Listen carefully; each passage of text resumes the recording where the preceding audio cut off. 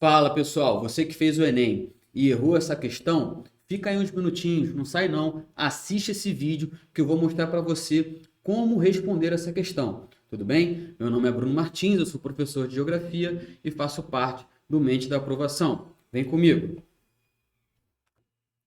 Primeira coisa que a gente tem que saber é de que tema, de conteúdo essa questão está tratando, né? Do que eles estão falando. Então, para isso, eu vou fazer a leitura aqui do enunciado com vocês. Vamos lá? Vem comigo. Ó. O uso de novas tecnologias envolve a assimilação de uma cultura empresarial na qual haja integração entre as propostas de modernização tecnológica e a racionalização. Nem sempre o uso de novas tecnologias é apenas um processo técnico, na medida que pressupõe uma nova orientação no controle do capital, no processo produtivo e na qualificação da mão de obra.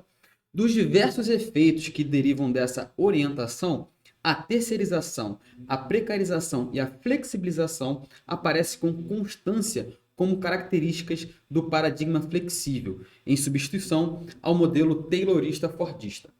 O uso de novas tecnologias relacionado ao controle empresarial é criticado no texto em razão da. Então, peraí.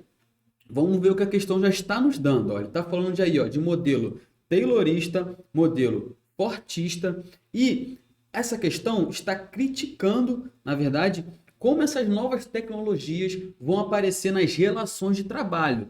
Então, opa, o que ele está falando aqui? Que conteúdo é esse? Ele está falando sobre as revoluções industriais, né? Sobre o modo de produção, sobre como as relações de trabalho vão ser afetadas por essa tecnologia. Beleza? Vamos entender um pouco mais sobre isso antes de responder a questão? Vamos, vem comigo.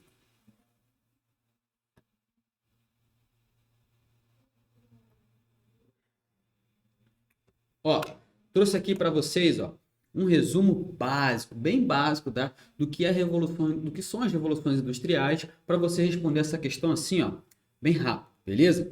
A primeira revolução industrial, pessoal, aconteceu lá em 1760, tá? Teve o ferro e o carvão com as principais matérias-primas, a invenção era a máquina a vapor, né?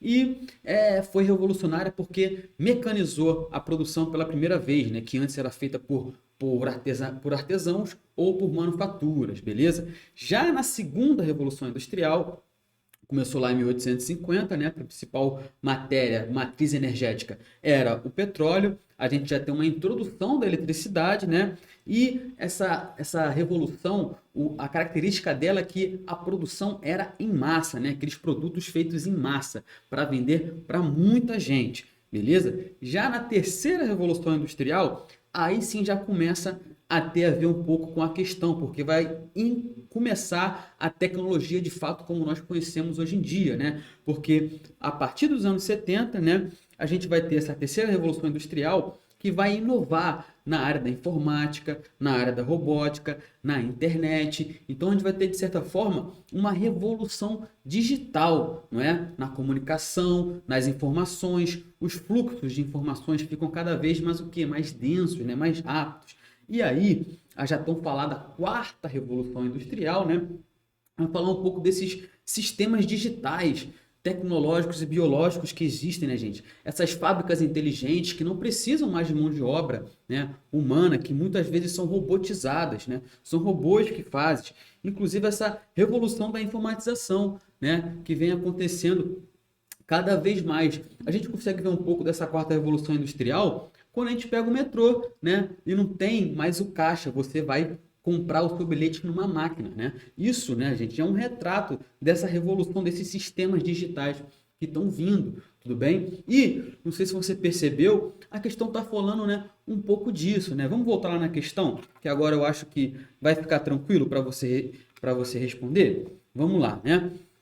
Vou ler, pessoal, aqui, ó, de novo, para vocês captarem, depois de terem acesso a esse conteúdo assim, bem básico, captarem o que a questão está abordando de fato, né? Então vamos lá. O uso de novas tecnologias envolve a assimilação de uma cultura empresarial. Então, ó, ele já está falando aqui de novas tecnologias. Já é uma dica para você se ligar de que ele está falando das revoluções industriais.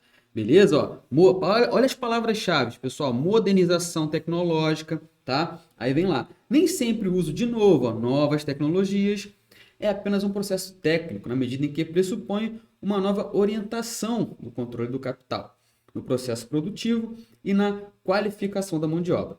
Dos diversos efeitos que derivam dessa orientação, a terceirização, a precarização e a flexibilização, terceirização, precarização e flexibilização aparece com constância, com características do paradigma flexível, né? Flexível, em substituição ao modelo taylorista-fordista, né? O que era o modelo taylorista-fordista que vai acontecer lá na segunda revolução industrial? O que é isso, gente? Ford, ele vai revolucionar o mercado porque ele vai produzir em grande escala, né? Ele vai produzir muitos produtos, porém, ele não vai ter uma diversidade desses produtos, né? Tanto que uma frase clássica e conhecida do Henry Ford é que ele dizia que você poderia ter qualquer carro da Ford, contanto que ele seja preto. Por quê? Porque as fábricas naquela época eram muito engessadas, elas eram inflexíveis. Você fazia uma fábrica para produzir um determinado tipo de produto e se você quisesse mudar, não adiantava, você teria que mudar toda a dinâmica da fábrica, correto? Então isso, né, gente, meio que mudou quando a gente fala de toyotismo, que já vai aparecer na terceira revolução industrial. Quando a gente fala de toyotismo, já é aquela produção flexível, né? Ou seja, o cara dentro da mesma fábrica vai conseguir fabricar diferentes produtos, né, para justamente atender a demanda do mercado. E é uma outra coisa importante também que a gente vai ter quando a gente fala de toyotismo, que é justamente isso, você só produzir se o mercado precisar, diferente da segunda revolução industrial, né, que as fábricas produziam, né, sem parar com aquela ideia de vender, beleza? Já no toyotismo isso não vai acontecer, tá, pessoal? Vai ser uma produção flexível, tá? E aí ele diz, né, o uso de novas tecnologias relacionados ao controle empresarial é criticado no texto, né?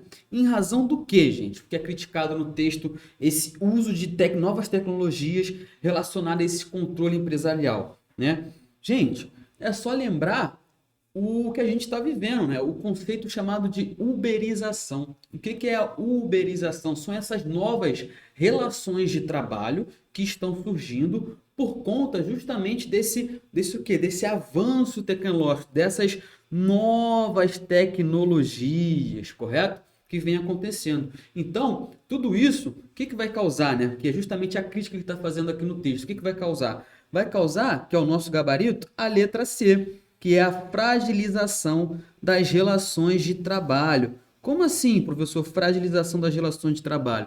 É simples, é só você imaginar agora os entregadores, os motoboys, né, que trabalham no iFood ou trabalham no Uber Eats. O que acontece ali, pessoal? É um trabalhador que pega um alimento, né, uma comida de um restaurante para entregar para a pessoa, ele não tem nenhum tipo de vínculo empregatício, né, com aquele restaurante, né? Basicamente ele está à sua própria sorte, né? E isso é um exemplo de como essa relação de trabalho está fragilizada, porque antes o motoboy ele tinha uma carteira assinada com o restaurante, né? Ele tinha um vínculo empregatício com o restaurante. E hoje em dia isso não vai acontecer mais. Hoje em dia a gente vai ter as relações de trabalhos cada vez mais fragilizadas por conta dessas novas tecnologias, beleza? É essa crítica que ele está fazendo aqui no texto. Então, por mais que não pareça, ele está falando das revoluções industriais, porque são justamente as revoluções industriais que vão mudar a nossa forma de produzir e vão mudar também as relações de trabalho, né? A forma como que a gente lida com o trabalho. E no texto ele está o tempo inteiro dizendo de que novas tecnologias, modernização, né, tecnológica. Então, quando ele está falando disso, pessoal, ele está falando de revolução industrial, né? Da terceira para a quarta revolução. Tudo bem? E aí, eu pergunto para vocês: vocês acertaram essa questão? Vocês erraram essa questão? O que vocês marcaram? Comenta aqui embaixo o que vocês marcaram e por que vocês marcaram. É sempre importante saber onde a gente errou para a gente nunca errar mais. Beleza? E se você me acompanhar o canal, se inscreve aqui, eu tenho certeza que você vai errar cada vez menos no Enem. Beleza? Então, muito obrigado. Não esqueça de curtir, compartilhar, comentar, manda para os seus amigos, tá bom? E até a próxima. Valeu!